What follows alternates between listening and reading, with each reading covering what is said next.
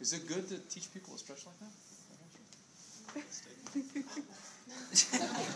That's dangerous for They're in the MMA. Should you stretch a knee like that?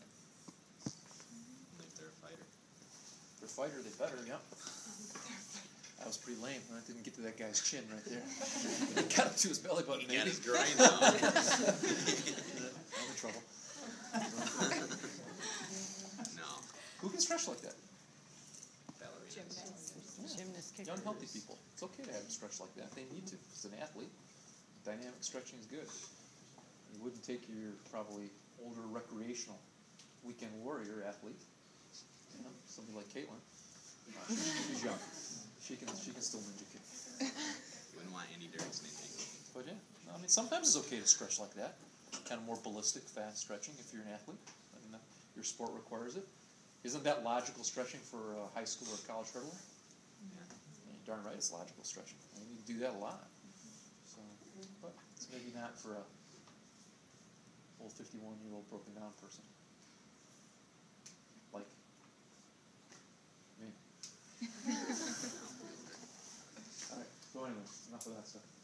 All right. So we're starting to look at extension impairments, right? Look at it in gait, maybe look at it in standing, do a little overpressure, and feel right in the standing position if you care to. Okay? Then,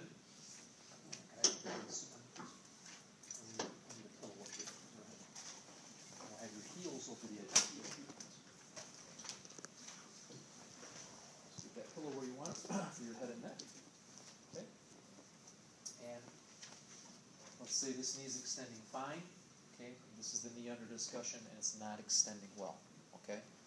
Support the knee with the head section of the table in a slightly flexed position. Okay, so don't force it into extension at this point. Okay?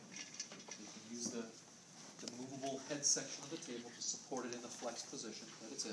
Okay? Now, biomechanics review.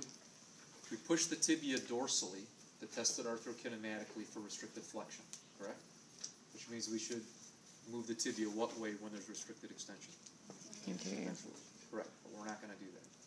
The reason we're not going to do that is there's a bunch of calf tissue to go through. It's hard to get through all the tissues before you can pull the tibia dorsally. You may have experienced that a little bit in doing the Lockman's test. Okay? It's a much easier and simpler way to do it. Okay? We push the femur dorsally, okay, in order to get a relative tibia ventral. And just like we did for knee flexion, we're going to test each side of the knee, both the medial and lateral side, with what we call femur dorsal joint plate testing. The objective is to get a relative ventral gliding of the tibia.